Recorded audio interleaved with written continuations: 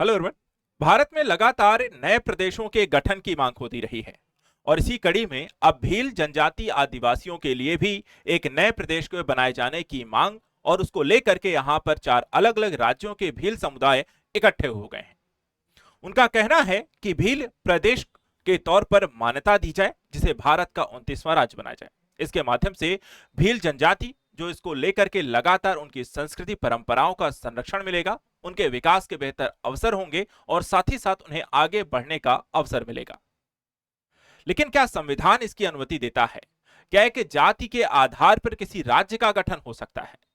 केंद्र सरकार और अन्य राज्य सरकारें क्या इसके लिए सहमत होंगी और भील प्रदेश की मांग कितनी जायज है? इनका इतिहास क्या कहता है? आज हम यहां पर वीडियो के इस संदर्भ में इसको समझेंगे इनके विभिन्न पहलुओं को एक्सप्लेन करके आपको समझाएंगे आखिर जो नया भील प्रदेश बन रहा है ये गुजरात, महाराष्ट्र, मध्य प्रदेश और राजस्थान के किस हिस्सों को मिलाकर के बनाया जाएगा। एक एक करके पूरे वीडियो का एनालिसिस करेंगे। आप सभी मेरे साथ यहाँ पे जुड़े रहिए और समझिए भील प्रदेश कैसे बनेगा भारत का 29वां राज्य। इसकी मांग होती है, हाल ही में देखा जाए तो ये एक आप हिस्सा देख रहे हैं भील प्रदेश की जो मांग हो रही है, इसमें 4 राज्यों के आदिवासियों को के क्षेत्रों को मिलाकर के इस भील प्रदेश को बनाए जाने की मांग है। अगर आपको बताएं ये 4 राज्य कौन से हैं तो आप इसके आसपास के हिस्सों को देखें तो यहां पर आप देखें गुजरात का कुछ हिस्सा इसमें शामिल है, राजस्थान का, मध्य प्रदेश का और महाराष्ट्र का।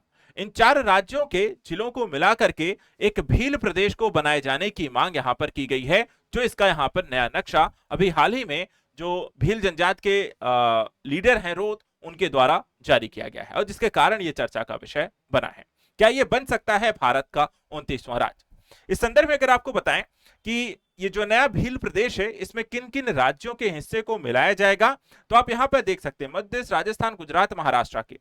मध्य प्रदेश की अगर हम बात करें तो किन हिस्सों को मिलाया जाएगा तो इसमें यहां पे देखिए जो प्रस्तावित जिले हैं इंदौर, गुना, शिवपुरी, मंदसौर, नीमच, रतलाम, धार, देवास, खंडवा, खरगोन, बुरहानपुर, बड़वानी और अलीराजपुर।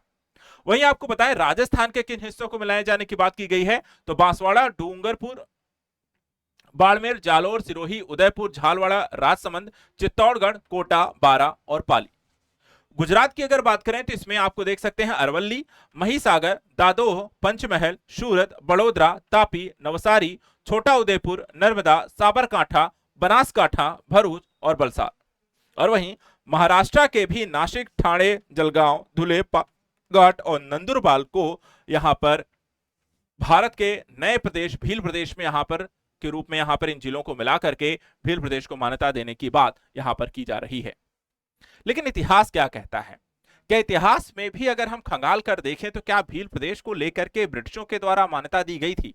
तो इतिहास पर अगर आप नजर डालेंगे तो ऐसा कुछ यहां पर एक पुराना मैप भी दिखाई देता है। यह है भील काउंटी। इस भील काउंटी को अगर आप देखें तो यह आपका इसमें मैप है जिसमें एक भील प्रदेश को या एक भील काउंटी को डेवलप किया गया था। अंग्रेजों ने 1896 में भील कंट्री के नाम से यहां पर देखा जाए तो एक नक्शा तैयार किया गया था। इसमें गुजरात, राजस्थान और मध्य प्रदेश के भारत के हिस्सों को शामिल करके इस क्षेत्र के या एक मैप यहां पर इसके लिए अलग से जारी किया गया था। लेकिन अगर हम देखें तो ब्रिटिशों के समय ही भीलों के ऊपर, इस जनजाति के ऊपर एक बड़ा यहां पर नरसंहार भी किया गया जिसे भील आदिवासियों का जलियांवाला बाग भी कहा जाता है। हुआ क्या था? देखिए भील प्रदेश की जो मांग है इतिहास में 108 साल पुरानी है।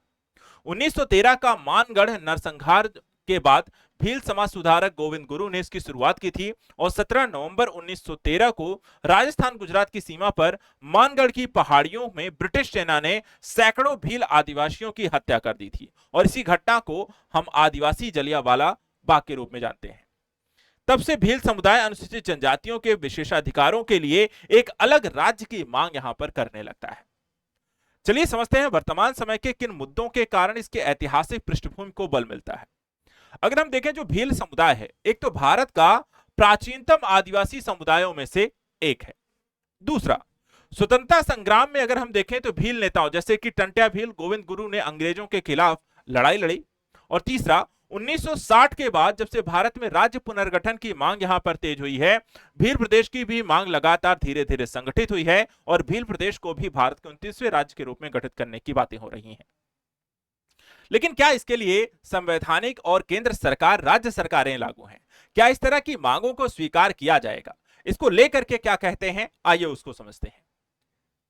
देखिए, भील नेताओं के और संगठनों का यहां पे तर्क है कि अगर आप भील प्रदेश बना देते हैं तो इससे आदिवासी लोगों को उनका जो शोषण हो रहा है, जो विकास में पिछड़ापन है, इस क्षेत्रों को एक बेहतर अवसर मिलेगा, उनका शोषण कम होगा, उनके विकास के अवसर बढ़ेंगे, उस क्षेत्र का यहां पर विकास होगा, उस जनजाति का यहां पर विकास होगा।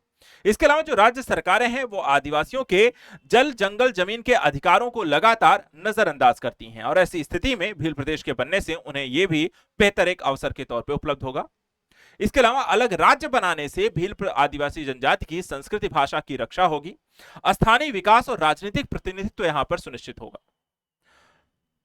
लेकिन अगर हम बात करें क्या संवैधानिक पक्ष इसके संदर्भ में क्या कहता है, तो संविधान में अगर हम देखें तो आदिवासियों की रक्षा के लिए ऑलरेडी 5वीं अनुसूची अनुच्छेद 244 और पेशा कानून यहां पर बनाए गए हैं 1996, जिसके माध्यम से आदिवासियों को संरक्षण मिलता है। इसके तहत ही अगर हम देखें तो इसका जिस तरीके से लेकिन क्रियान्वयन किया जाना चाहिए था, उनका पूर्ण प्रभावी क्रियान्वयन अभी तक नहीं हो पाया है, और इसी कारण से लगातार इसके कई सारे क्षेत्रों में अलग अलग प्रदेशों की मांग हो या जनजातियों के संरक्षण को लेकर के बातें होती रही हैं। नया राज्य बनाना भारत के संविधान के अनुसार संविधान के अनुच्छेद 3 के तहत संसद का अधिकार है, और संसद चाहे तो यहां पर एक नए प्रदेश का गठन कर सकती है। लेकिन समस्याएं इसमें इतनी हैं कि न तो केंद्र सरकार और न ही राज्य सरकारें इसके लिए यहां पर तैयार होती हैं। आखिर आपत्तियां क्या हैं, समस्याएं क्या हैं, चुनौतियां क्या हैं? सबसे पहले तो राज्य सरकार की बात करें तो राज्य सरकारें ही अपने ही राज्य का यहां पर 2 या 3 हिस्सों में बांटने के बाद या टूटने को लेकर के तैयार नहीं होती हैं कि उनका बंटवारा कि उनके राज्य के 2 हिस्से किए जाएं। तो अपने क्षेत्र के विभाजन को यहां पर राज्य सरकारें पहले तो सहमत नहीं, और यहां पर देखें तो 4-4 राज्यों को गठन का कह सकते क्षेत्रों को मिलाकर के भील प्रदेश बनाने की बात हो रही, तो बहुत ही मुश्किल है कि चारों राज्य यहां पर तैयार हो जाएं। एक भी राज्य तैयार हो जाए वो बड़ी बात होती है, यहां तो 4 राज्यों की बात है। दूसरा बात करते हैं कि केंद्र सरकार, क्योंकि यहां पर आपको नए ही राज्य का गठन कर सकती है, ऐसी स्थिति में देखें तो केंद्र सरकार नया राज्य बनाना, उनके लिए प्रशासनिक रूप से उसे गठित करना, उसको डेवलप करना, उसको संचालित करना अपने आप में बड़ी चुनौती है। इसका एक कारण यह भी है कि आर्थिक यहां पर बोझ भी इससे बढ़ता है, क्योंकि जब नए राज्य का गठन होगा तो वहां पर नए राज्य पर कई सारे खर्च और संसाधनों की यहां पे जरूरत होती है। उनके लिए आपको चाहे न्यायालय बनाना हो, चाहे आपको प्रशासनिक यहां पर भवनों का निर्माण करना हो, चाहे विधानसभा विधानमंडलों का गठन करना हो, और ऐसे कई सारे यहां पर इंफ्रास्ट्रक्चर डेवलपमेंट जो आर्थिक बोझ को बढ़ा देती है। इसके अलावा राजनीतिक स्तर पर अगर हम देखें तो क्षेत्रीय दलों और जाति समीकरणों में बदलाव यहां पर इससे होता है, और इस कारण से भी कई बार यहां पर ऐसी स्थितियों को यहां पर प्राथमिकता नहीं मिलती है। तो भील प्रदेश बनेगा भारत का 29वां राज्य या नहीं, इसकी मांग तो लगातार की जा रही है। इतिहास में भी देखा जाए तो इसका अपना एक उल्लेख है, लेकिन वर्तमान की स्थितियों पर नजर डालें तो यहां पर आर्थिक, राजनीतिक और प्रशासनिक स्तर पर कई सारी चुनौतियां हैं, जिसको लेकर के राज्य और केंद्र सरकारें नए राज्यों के गठन को लेकर के इतने जल्दी तैयार नहीं होंगी। लेकिन हाँ, परिसीमन के बाद क्या नए तरीके की चुनौतियां होंगी, क्या परिसीमन के बाद नए राज्यों का गठन हो सकता है, यह आने वाला वक्त बताएगा। फिलहाल आज के वीडियो एनालिसिस में इतना ही। ऐसे इंपॉर्टेंट करंट न्यूज के लिए आप लगातार हमारे साथ जुड़े रहें। Thank you so much and good luck.